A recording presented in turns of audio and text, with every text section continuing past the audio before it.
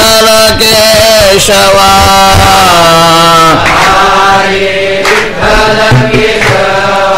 राम कृष्ण हरि विठ्ठल केशवा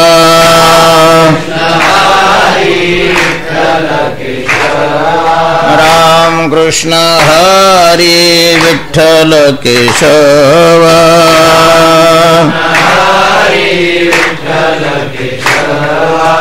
पुंडलीक वरदा हरि विठ्ठल श्री ज्ञानदेव ज्ञानेश्वर महाराज की।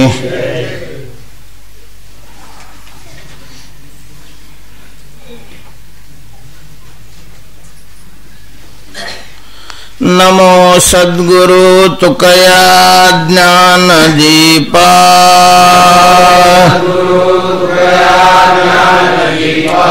नमो सद्गुरु सच्चिदानंद रूपा नमो सद्गुरु भक्त कल्याण मूर्ति नमो सद्गुरु भास्करा पूर्ण कीर्ति मनुष्याकृति राघवे ख्याति केली शिवा शिखरे सागरी तारियली तुका स्वामी हा पूर्ण ब्रह्म प्रकाशी जळी रक्षिले निर्जीवा कागदासी महाराज हा जन्मला मृत्युलोकी तुझे उपमाना ढळे इहलोकी भवसिंधुसी बांधिला से तुझेने अनाथा दिना कारणे तुकयाने तुका भासला मानवी वेशधारी परिहालिला विग्रही निर्विकारी स्वये श्री हरि व्यापकु सर्व जीवा तुका तोचितो हा पर ब्रह्म ठेवा जया पूजिले आदरे पांडुरंगे विमानस्थ केले प्रयाण प्रसंगे तनुमानवी दिव्य रूपीच केली न त्यागीतीये दिव्य लोकाशी नेली पुंडलीक वरदा हरि विठ्ठल श्री ज्ञानदेव श्रीमंत श्री जगद्गुरु तुकाराम दिन रजनी हाची धंदा गोविंदाचे पवाडे संकल्पिला देह देवा सकळ हेवा ते ठाई नाही अवसान घडी सकळ जोडी इंद्रिया कीर्ती मुखे गरजे तुका करी लोका सावध संकल्पिला देह देवा सकळ हेवा ते ठाई। श्रीमंत श्री जगद्गुरु तुकोबाराय या अभंगातून आपली दिनचर्या स्पष्ट करतायत। आपला काल कोणतं कर्म करण्यामध्ये व्यतीत होतो, काय करतोय जीवनामध्ये, आपण का करतोय आपण ते जीवनामध्ये, याचं स्पष्टीकरण तुकोबारायांनी या अभंगामध्ये केलेलं आहे. आणि ते करीत असताना तुकोबाराय म्हणतात की दिनरजनी हाच धंदा गोविंदाचे पवाडे. गोविंदाचे पवाडे. गोविंद भगवंताला या ठिकाणी तुकोबारायांनी म्हटलेलं आहे. गोविंद हे नाव इंद्राने भगवंताला प्रदान केलेलं आहे आणि ते सार्थ अशा प्रकारचं नाव आहे. ज्या वेळेला इंद्राने क्रुद्ध होऊन गोकुळातले गोप गायी यांचा विनाश करण्याकरता म्हणून सामर्थक मेघाला आज्ञा दिली. तातडीने आज्ञा मेघा करी राव गोकुळीचा ठाव उडवणे दी. आणि मग तो वर्षाव सुरू होणार.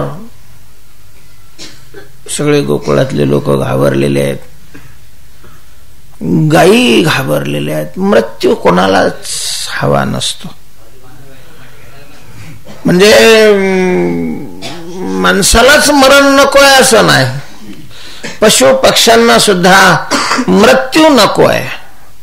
नको वाटतो मृत्यू. न मरणे निर्विवाद माणसापडी असं नाही ज्ञानोबरायांचा शब्द, जगापडी आहे. जगातला कुठलाही सजीव प्राणी असो त्याचं त्याच्या शरीरावर तेवढंच काय असतं, प्रेम असतं. मरण नको वाटतं. त्यामुळं गायी वगैरे सगळ्या भगवान कृष्णाच्या अवतीभोवती जमलेल्या आहेत. भगवंताने जाणलेलं आहे इंद्र क्रुद्ध झालेला आहे.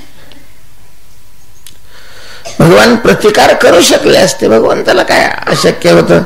पण प्रतिकार कोणाचा करायचा,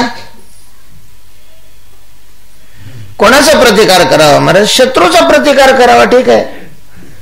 जो आपला आहे त्याचा प्रतिकार कसा करायचा? इंद्र हा भगवंताचा नौकर आहे, दास आहे, सेवक आहे. त्याला इंद्र यानेच बनवलंय ना. येण्याची सुरपती स्वर्गी बैसवी लाव. बऱ्याच मोठ्या लोकांच्या जीवनातले आदर्श घेण्यासारखे आहेत.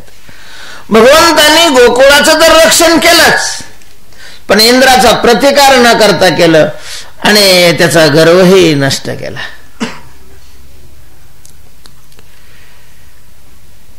नाहीतर भगवंताला काय अशक्य होतं? चक्र सोडलं असतं तर मेघाचा तर वाटोळ झालं असतंच असतं, पण इंद्राचे तुकडे करून टाकले असते चक्राने. तसं नाही केलं. चुकतोय आपला आहे, चुकतोय तर त्याची चूक दुरुस्त केली.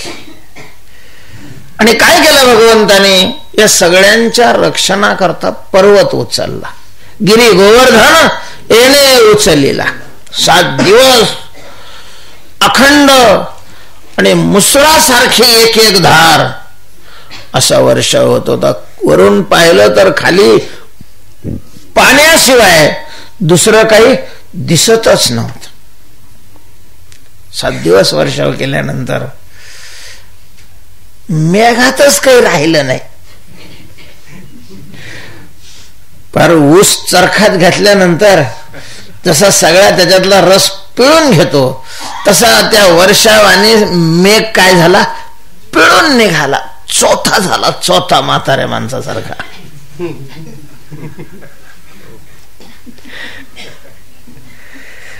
आणि मग त्याला वाटलं बरं खाली काही दिसतही नव्हतं. इंद्राची आज्ञा त्याने पूर्ण केलेली होती. आणि मग इंद्राकडे गेले, मस्त कॉलर फेरर टाईट करून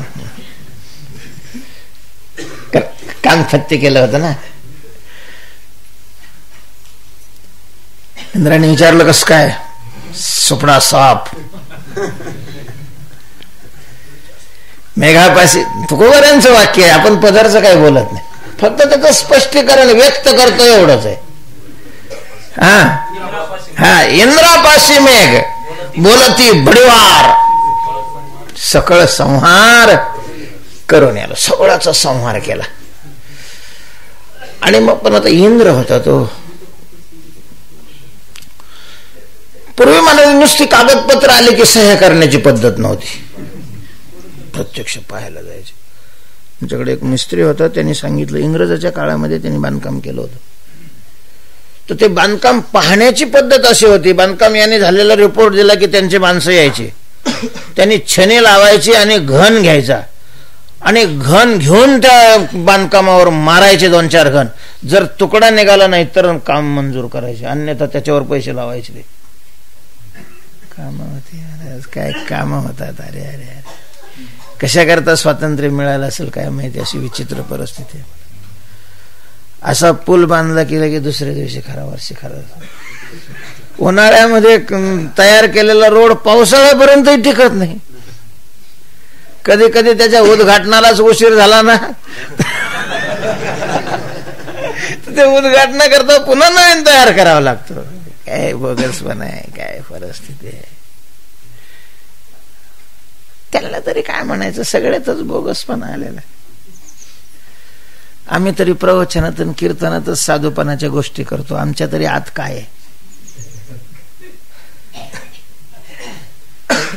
ईर्ष्या आहे, मत्सर आहे, द्वेष आहे, लोभ आहे. फक्त इथं आल्यावर मुद्रा फिरव, जसा काही साधू बसलाय, डोम कावळा असतो नुसतं. आपल्याला तर कोणी कृपया साधू समजू नये, हात जोडून सगळ्यांना विनंती आहे. तुकोबारायांच्या गाथ्याचं चिंतन करावं एवढा उद्देश ठेवून आपण इथं बसतोय. नाही आपल्या अंतःकरणातले विकार गेलेले, तुम्ही मानलं म्हणजे काही विकार जाणार आहे असतला काहीच भाग नाही आहे ना. कशा करता सांगितला विषय, आपला बोगसपणा खूप आलेला आहे, सगळ्याच क्षेत्रात आलेला आहे. तो याच क्षेत्रात आहे असं नाही. राजकीय क्षेत्रात 30 बोंब आहे, नोकर क्षेत्रात 30 बोंब आहे, व्यवसाय क्षेत्रामध्ये 30 बोंब आहे, आणि परमार्थ क्षेत्रामध्ये सुद्धा 30 बोंब आहे. आपल्याला बाकीचा संबंध नाही येत म्हणून त्याचं एवढं वाटत नाही, ज्याचा संबंध आहे त्याच्यात ते आल्यामुळे आणखीन जास्त अंतःकरण व्यथित होतं, वाईट वाटतं. एवढाच भाग.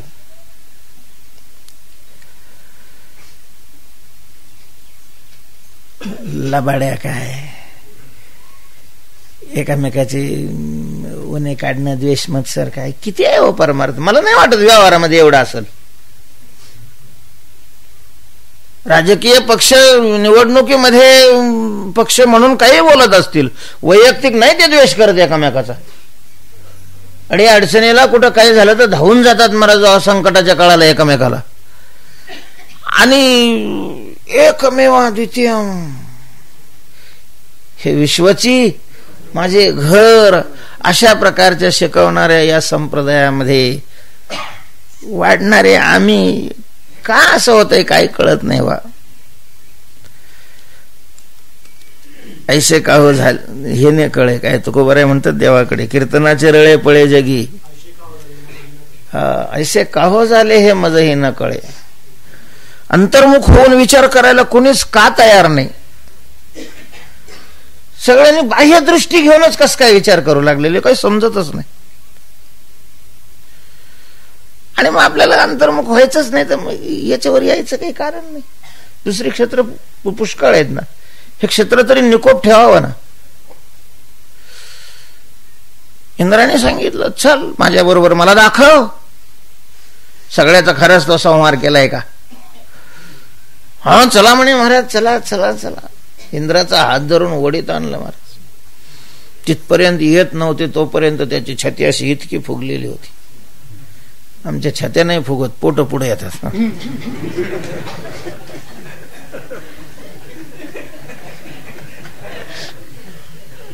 त्याने काम केलेलं होतं, त्याची छाती अभिमानाने फुगलेली होती. आता इकडं पाऊस संपला, भगवंताला कळालं, त्याने सगळ्यांच्या अंतकरणातलं आपलं स्वरूप आकर्षण करून घेतलं. लोक सावध झाले. भगवंताने सांगितलं पहा रे पाऊस चालू आहे का अजून. ऊन पडलेलं होतं. नाही म्हणले महाराज ऊन पडले. नाही का म्हणे सगळे बाहेर, सगळे बाहेर काढले. पुन्हा पर्वत जागेवर ठेवलं. मग सगळ्यांना कळालं ना 7 दिवस इंद्राने पाऊस पडला पण आपलं काहीच बिघडलं नाही. इंद्रावर आपण काय मिळवला, विजय मिळवला. मग हे जास्त उड्या मारित होते.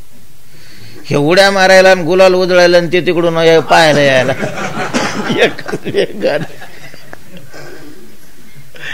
इंद्र मुर्दाबाद. इंद्राच्या समोर इंद्राने हे प्रत्यक्ष ऐकलं. त्या मेघाकडे त्याने पाहिलं, ते तर वाचले कसे काय? मग त्यांनी सांगितलं, महाराज 7 दिवस आम्ही वर्षाव करत होतो, अहो काहीच दिसत नव्हतं खाली पाण्याशिवाय. मग इंद्राने चौकशी केली, का रे भाऊ इथं पाऊस पाऊस? त्या इंद्रियानं, आता याला काय माहिती हा इंद्रच आहे म्हणून, इंद्रियानं त्याच्या तोंडासमोर 7 दिवस रात्रंदिवस. अरे पण मग तुम्ही कसं काय जगले? आमचा देव आमच्या बरोबर आहे. त्यांनी पर्वत उचलला ना, आम्ही पर्वताखाली होतो. या मेघाला तर कुठं माहिती आहे पर्वताच्या खाली होते म्हणून. पर्वत उचलला? हो पर्वत उचलला. मोठी माणसं शेवट मोठी असतात, मोठीच असतात महाराज. रामेश्वर शास्त्रीला ज्या वेळेला पटलं की तुकोबार आहे सामान्य नाही, त्यावेळेला लोटांगण घालायला त्यांनी मागं पुढं नाही पाहिलं. म्हणून रामेश्वरी चरणी मस्तक ठेवले. मोठी माणसं ही मोठीच असतात. इंद्राच्या लक्षात आलं की पर्वत उचलणारा हा सामान्य जीव असूच शकत नाही. आणि मग तो शरण आला देवाला. मग त्यांनी स्वर्गातून कामधेनू बोलवली. कामधेनूच्या दुधाने भगवान श्रीकृष्णाचा अभिषेक केला आणि त्यावेळेला गोविंद हे नाव प्रदान केलेलं आहे. सगळ्या गायीचं रक्षण केलं, गायीच्या परिवाराचं रक्षण केलं, म्हणून गोविंद गोविंद. तर या गोविंदाचे जो गायींचं काय करतो? रक्षण करतो. गोविंद इंद्रियाचं जो रक्षण करतो, जो परिवाराचं रक्षण करतो, भक्ताचं रक्षण करतो, अशा गायीचं रक्षण करणाऱ्या, इंद्रियाचं रक्षण करणाऱ्या, परिवाराचं रक्षण करणाऱ्या याच्या ज्या अलौकिक लीला आहेत, ज्याला पवाडे अशा प्रकारचं म्हणतात, तर अशा प्रकारचे पवाडे गाणं, ऐकणं, त्याचं चिंतन करणं, त्याचं दर्शन करणं, हा आमचा रात्रंदिवसाचा धंदा आहे. गायन ते गुण चरित्र, गायन ते लीला चरित्र पवाडे राखिले सौंगडे सहित गायी. गायीन ते लीला चरित्र पवाडे. महाराज हे पवाडे तुकोबाराय म्हणतात आम्ही रात्रंदिवस गातो. या पवाडा गाण्याचा परिणाम फारच. तिन्ही अवच्छेदकांनी हे श्रेष्ठच आहे पवाडे महाराज. कारण अवच्छेदकांनी श्रेष्ठ आहे, स्वरूप अवच्छेदकांनी श्रेष्ठ आहे आणि कार्यत्व अवच्छेदकाने श्रेष्ठ आहे. काय आहे पवाडे गाण्याचं कार्य? पवाडे गाण्याचं कार्य आहे ज्याचे गरजता पवाडे कळे काळ पाया पडे. कळीचा काळ जर त्याचे आपण पवाडे गायले तर पाया पडतो. मला हे समजतच नाही. या प्रमाणावर या अभंगावर मी किती काही वेळेला कीर्तन केली. लोकांच्या शंकेला नाही मी दाद देत म्हणा, पण माझी शंका काही निवृत्त नाही होत. कीर्तन म्हणजे काय? भगवंताचा पवाडाच आहे ना. भगवंताचा पवाडा म्हणजे कीर्तन. मग हे कीर्तनकाराचा कळी काळावर कसं काय प्रभाव नाही पडत? या प्रमाणाचा अर्थ काय? तुकोबारायांचं प्रमाण आहे. परत तुकोबारा भेटले तर पहिला मी हा प्रश्न विचारेन त्यांना. तुम्ही हे वर्णन केलेलं आहे ज्याचे गरजेता पवाडे कळे काळ पाया पडे. आम्ही पवाडे त्याचे गातोय, आमच्या कळी काळ काय का नाही पाया पडत? कळी काळाच्याच आम्हाला पाया पडावं लागतंय. कळी काळ पाया पडे या शब्दाचा अर्थ आहे कलीचे जे दोष आहेत त्या कलीच्या दोषाच्या अधीन न होणं,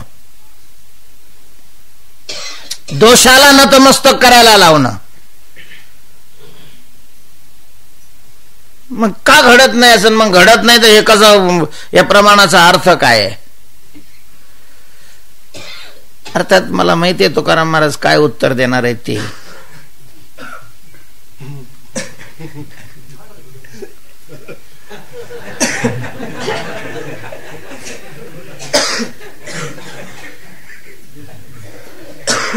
महाराज प्रामाणिकपणे जर आपण भगवंताचे पवाडे गायले तर नक्कीच खळी काळ काय होतोय? पाया पडतोय. पवाडे गाणारा अखंडा रात्रंदिवस ना, दिन रजनी आहे ना. जो पवाडे गातो त्याच्यापर्यंत कळीकाळ पोहोचूच शकत नाही. तो कालातीत जीवन जगतो. तो नाहीच आहे कलियुगामध्ये. तुकोबाराने हे लिहिलेलं आहे, हे अनुभवाने लिहिलेलं आहे. कारण तुकाराम महाराजही कलियुगातच होते. कलियुग सुरू होऊन 5000 वर्ष होऊन गेलेले आहेत. तुकोबारायांना आता 400 वर्ष, 400वी जयंती ते मला वाटतं. जन्मशत्रू, हा तेच ना, जे कलिकालातच होते. नाही कलीचा कुठल्याही याचा स्पर्श झाला त्यांना, न तर मस्तकच झाला कलिकाळ. अरे शोधूनही आपल्याला दोष दिसणार नाही का कलिकाळाचे तुकोबर यांच्या ठिकाणी, शोधूनही नाही दिसणार. तेव्हा पवाडे गाण्याचं कार्य हे आहे, कलिकाळ नतमस्तक होतो. ज्या कलिकाळाचं नाव ऐकल्याबरोबर धर्म पळाला, घाबरले पांडव, बस म्हणे आता नाही आपल्याला जगायचं, इतर राहायचंच नाही. ते होऊन गेले, त्यांनी स्वर्गारोहण केलं. का? कलियुग सुरू झालेला आहे, आता काही खरं नाहीये. कारण या कलियुगाची महती कृतयुगापासून गातायत ना, येणार आहे येणार आहे येणार आहे, आणि मग कलियुगामध्ये असं घडणार आहे. ऐका कलीचे मेहमान, असत्य शिर झाले जन पापा देती अनुमोदन करीती, हेळा ना संतांच्या पुराणाधिकामध्ये हे वर्णन आलेले आहे ना. त्याच्यामुळं कळे काळाला सगळेच घाबरत होते. पहिले म्हणत होते बरं झालं आपल्याला द्वापर युगामध्ये जन्म मिळाला, कलियुगामध्ये नाही मिळाला, नाहीतर आपणही त्या दोषापासून मुक्त राहिलो नसतो. तेव्हा त्याच कलियुगामध्ये तुकोबाराय जन्माला आले, त्याच कलियुगामध्ये तुकोबारायने परमार्थ केला, आणि त्याच कलियुगामध्ये तुकोबारायने कलेला आपल्या पायाला लावलं. पायाला कलिकाळ पाया पडे. कथा सांगतात ज्या वेळेला भगवान विमान घेऊन आलेले आहेत, गरुड घेऊन आले, भगवंताचं विमान म्हणजे गरुड. तुकोबारायने तर जाहीरच सगळ्यांना सांगितलं होतं, भगवान मला नेण्याकरता आलेले आहेत, आणि तुम्हाला कोणाला यायचं असेल तर चला मी न्यायला तयार आहे. अवघी यांचे आलो मोळ, हा एक वेळ नाही. चला प्रामाणिकपणाने एक सुद्धा नाही निघाला. मस्त 3-3 माळा घातलेले, काय त्या वनस्तील असं थोडंच आहे. योग नाही निघालो बा, कोणाच्या मठाचं काम राहिलं होतं.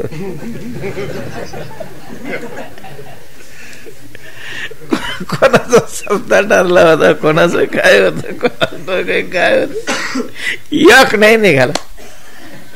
महाराज म्हणे आता आम्ही येतो मागून, तुम्ही जा, फक्त आशीर्वाद द्या. आता तुकाराम महाराज म्हणे वेळेला मी वैकुंठाला घेऊन चाललोय, चला म्हणतोय, योग निघत नाही. किती अडकलेले गुंतलेले किती आहे मोहामध्ये, आणि यांचं हे बरं होण्याकरता मला आशीर्वाद माग. काय हरकत नाही, कर्मधर्म तुम्हा असावे, कल्याण घ्या माझे वचन, आशीर्वाद. त्यावेळेला काळ आला होता. काळाला वाटलं देह सोडून देतील, कारण शरीरावर सत्ता कोणाची? काळाची. भगवंताच्या स्वरूपामध्ये विलीन होऊन जातील, आपल्याला देह सापडेल. काय गंमत आहे, वारकरी संप्रदायाचे जे अध्वर्य संत आहेत ना, कोणाचाच देह महाराज सापडला नाही.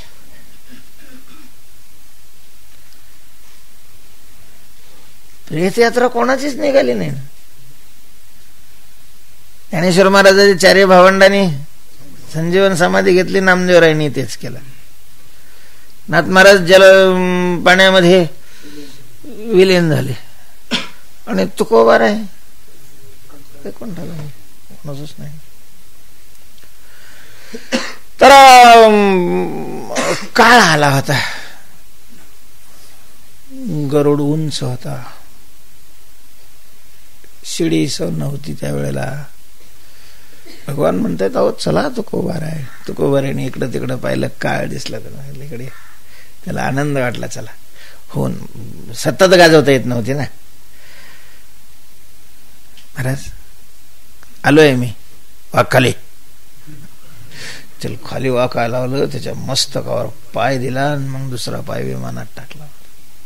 कळे काळ पाया पडे, अनुभवाने लिहिलेलं आहे. जगा काळ खाय आम्ही माथा दिला पाय. आम्ही भगवंताचे पवाडे वर्णन करतो आणि काळ आमच्या अधीन होत नाही. याचा सरळ सरळ अर्थ आहे की साधना कुठंतरी चुकते, सदोष होते, सदोष. अमृत पिऊन मरत असेल तर त्याचा अर्थ असा आहे की त्या अमृतामध्ये विष कालवलं गेलेलं आहे. अमृतात विष कालवलं तर ते अमृत नाही होत राहत, ते काय होतं, विषच बनतं, विष.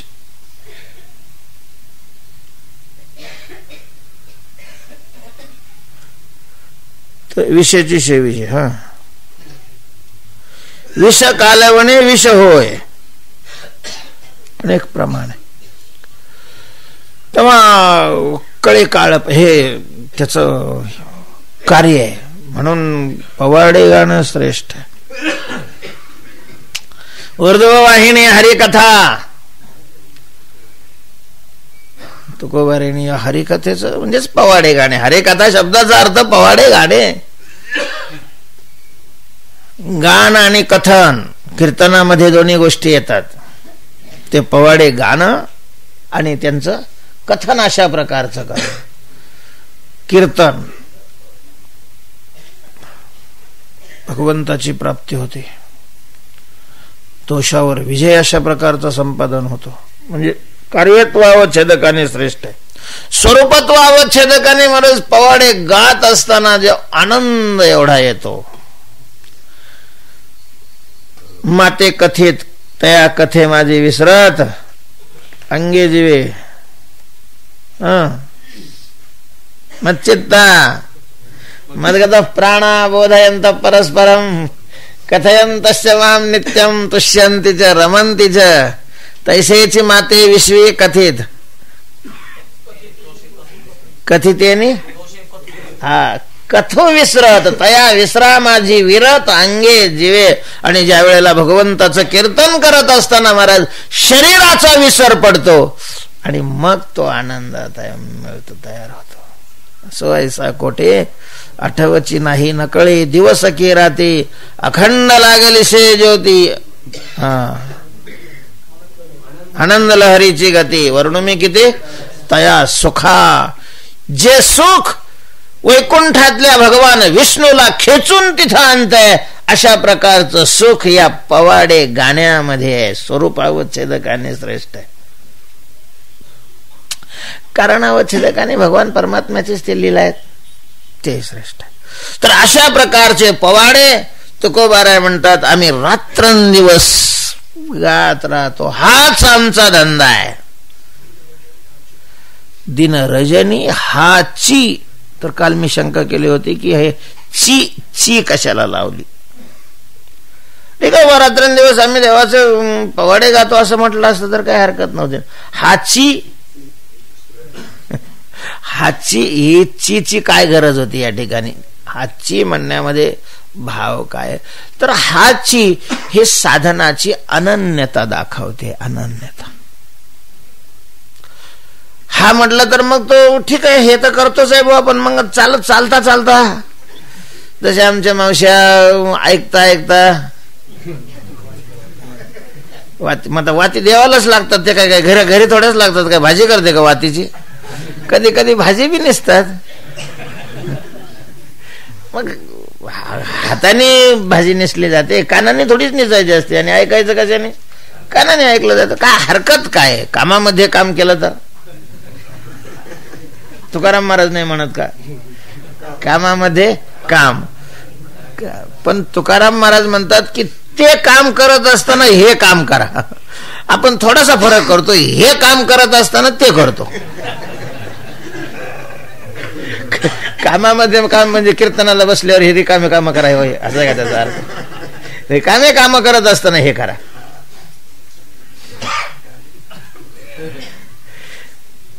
अनन्यता दाखवलेली आहे. हाची देवाला अनन्यता आवडते. चाड अनन्याची धरी नारायण. आणि मला वाटतं आपण जे कमी पडतो ते इथंच पडतो नाही का. गोविंदाचे पवाडे तर गातो, पण हाची नाही ना. हाची नाही होते आपल्याकडून. आणि म्हणूनच तुकोबारायांना जी अनुभूती त्याची येते ती येत नाहीये. हा त्याचा सरळ सरळ अर्थ. भक्तीमध्ये अनन्यतेला महत्व आहे. जिथं जिथं भक्ती न माझी प्राप्ती होते असं भगवंताने सांगितलेलं आहे, तिथं तिथं नुसती भक्ती नाहीये. अनन्य शब्द आहे. अनन्य भक्त्या त्वनन्यया शक्य मयीच्या अनन्य योगेन अनन्याश्चिंतयन्तो माम.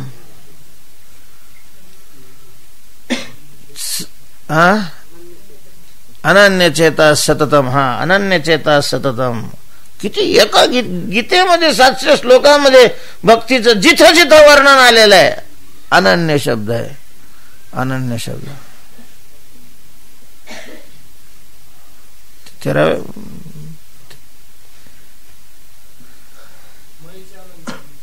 नाही, ते झालं. दुसरं पाहिजे मला. नका बोलू. पुरुषस्य परपार्थ भक्त्या लभ्यस्त्वनन्यया. पुरुषस्य परपार्थः भक्त्या लभ्यस्त्वनन्यया. त्वनन्यया भक्त्या लभ्या. भक्त्या लभ्या नो, नुसत्या भक्तीनं नाही, अनन्यया भक्त्या. अनन्य भक्ती आहे. आणि हा चकार हा अनन्यता दाखवतोय. साधनाविषयीची ही अनन्यता आहे. तर हाची म्हणजे भगवंताचे पवड, बस दुसरं आम्हाला साधन माहिती नाहीये. अनेक आपे काम नाही. आता एक गावी आम्ही विठोबाचे नाम अनेक आपे काम नाही. आता कोणी काहीतरी केली आचरणे मज या कीर्तने विन नाही. अनन्यता आहे. भक्तीमध्ये अनन्यता आवश्यकच आहे. अर्थात देवाच्या प्राप्ती करता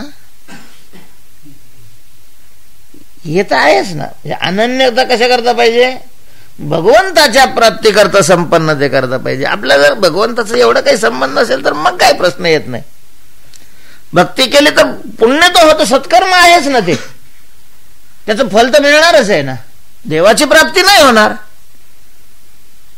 पण देवाची प्राप्ती हा जर उद्देश एकमेव समोर असेल तर मग नुसती भक्ती कामाची नाहीये, ती अनन्य भक्ती. आणि खरं तर असं आहे की अनन्य असेल तरच ती काय असते?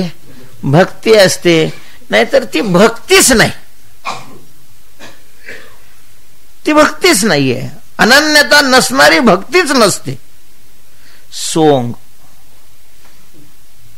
ते काय असतं? सोंग. महाराज शपथ आपल्याकडे पाहून हसत असतील संत. ये अबप हे भक्त हा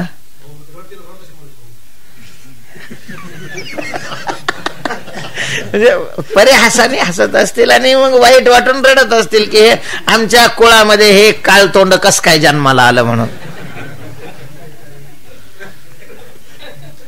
आहा कटा त्याचे करीती पितर वंशी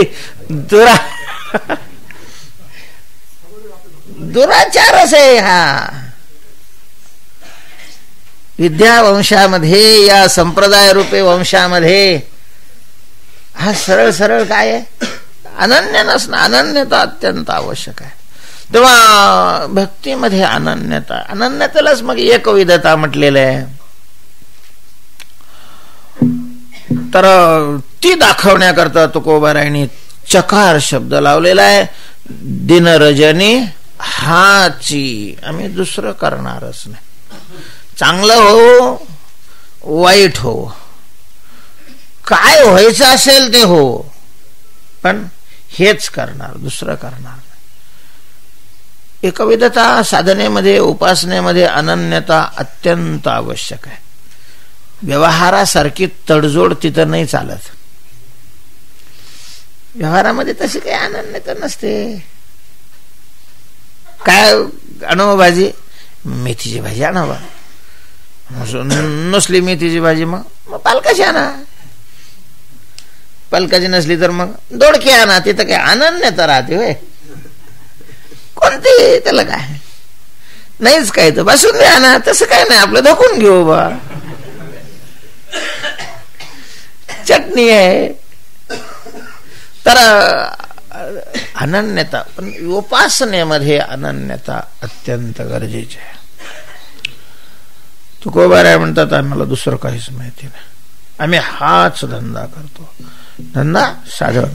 दिनरजणी हाचे धंदा गोविंदाचे पवाडे. दुसऱ्याने शंका केली महाराज ठीक आहे, भक्तीमध्ये अनन्यता हवे, तुम्ही हेच करता ते ठीक आहे, पण मग महाराज देहाला तुम्ही विसरता या पवाडे गाण्यामध्ये, तुम्हाला आनंद मिळतो, लोकांनाही आनंद मिळतो. भगवंताच्या पवाड्यामध्ये लोकांना पण काय मिळतो? आनंद मिळतोच ना. स्वरूपामध्ये तेवढा नाही आनंद मिळत लोकांना भगवंताचं स्वरूप कथनामध्ये, पण पवाडे कथनामध्ये काय मिळतं? आनंदच राहतो. मग पवाड्यामध्ये मन रंगलं जातं ना.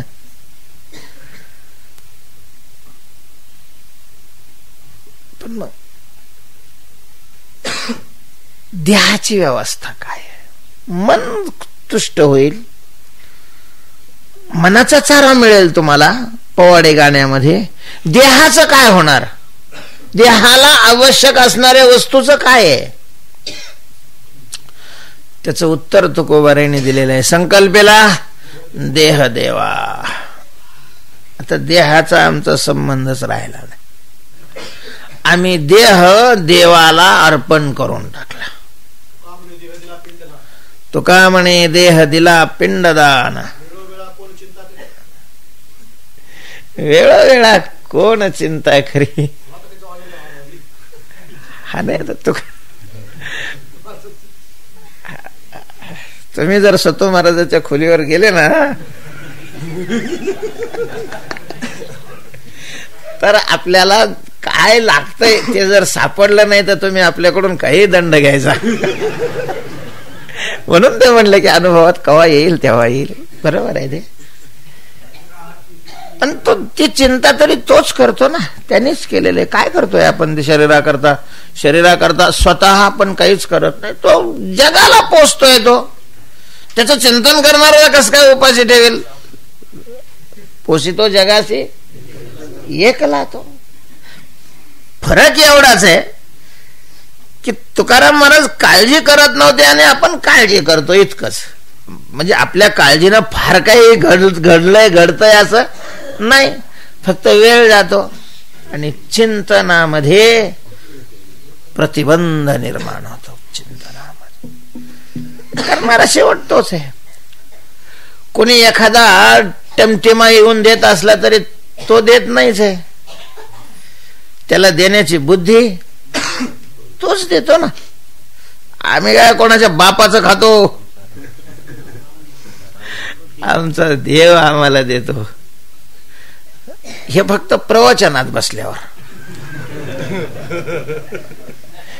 खेद याचा वाटतो की हे प्रत्यक्ष जीवनामध्ये का नाही येत. इतका निर्धार असला ना माणसाला काहीच कमी पडणार नाही, कारण कमी वाटण्यावरच राहत ना. तेव्हा तुकोबाराय म्हणतात की देहाची चिंता आम्हाला करण्याची आवश्यकता नाहीये, आम्ही देह देवाला अर्पण केलेला आहे. माणसं एकदा आपली मुलगी एखाद्याला दिली, माणसं चांगले असले, मात्र माणसं चांगले पाहिजे म्हणा. अवघडच आहे सगळं. संसार खरंच अवघड आहे महाराज, खरंच अवघड आहे संसार. बरं तर बरं, नाही तर काही किती त्रास होतो. तर देव तसा नाही ना. पण एकदा त्याच्यावर भार टाकला आणि त्याने भार घेतला की मग पुन्हा नाही तो आपल्याकडे अपेक्षेनं पाहत. माणसं लोभी आहेत, स्वार्थी आहेत, विचित्र अशा प्रकारच्या अधमय माणसं, विश्वासघाती आहेत. काही संबंध येत नाही. खरं म्हणजे एखाद्याने एखाद्याला मुलगी दिली, ज्यावेळेला दान केलं त्याला संपला, तिचा संबंध संपला. ती आता त्याची झालेली आहे, त्याने पुन्हा थोबाड घेऊन इकडे पाहायचं काय संबंध आहे? जशी असेल तशी ती त्याची आहे, त्यांनी ती आपली मानायला पाहिजे. पुन्हा तिच्या बापाकडे तक्रार करण्याची किंवा त्याच्याकडे जाण्याचा काय संबंध येतो? पण म्हणूनच मी सांगितलं की स्वार्थी लोक आहेत. परमात्मा नाही आहे तसा, कृतज्ञ आहे भगवान. वचनाभिरती अधमजन, नारायण तो नव्हे, देव नाहीये तसा महाराज, देव नाहीये तसा.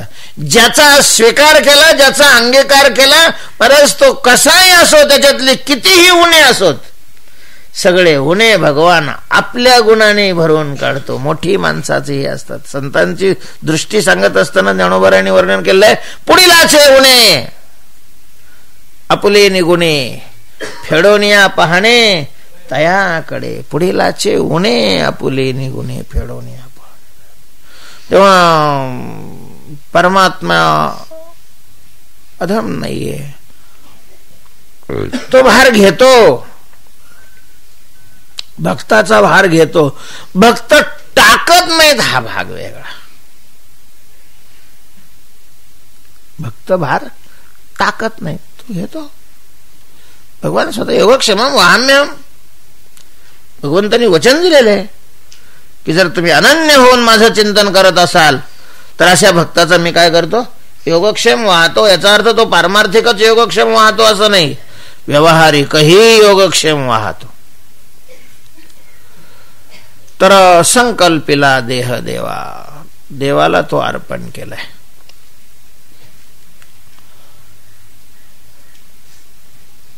देह समर्पिजे देवा, भार काहीच न घ्यावा, होईल आघावा तुका म्हणे आनंद. देह समर्पिजे देवा. बरं, तुळशीची माळ आपण गळ्यात घातलेली आहे, विश्वासघाती आहे. आपण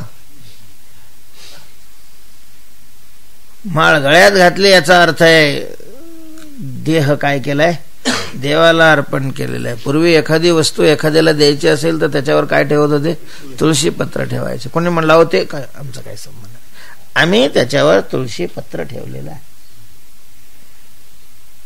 माळ घालू नये आपण बदलतो महाराज. देह समर्पिजे देवा, देह देवाला अर्पण अशा प्रकारचा करावा.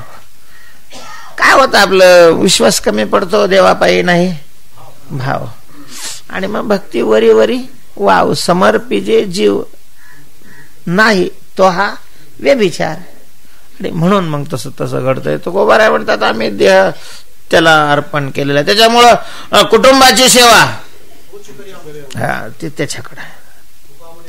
तुका म्हणे देव अवघा निरविला हेवा, कुटुंबाची सेवा तोची करी आमुच्या. तो आमचं पाहतो सगळं.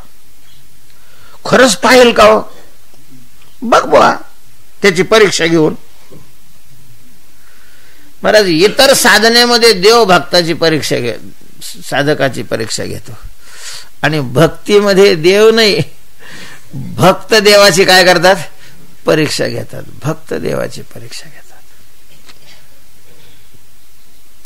घे परीक्षा घेऊन, पण लक्षात ठेव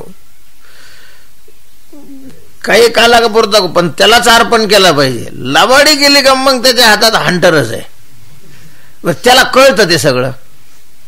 हा खराच प्रामाणिक आहे की लबाड आहे, त्याला काय नारायण आहे तो न सांगता तुम्हा कळो येते अंतर.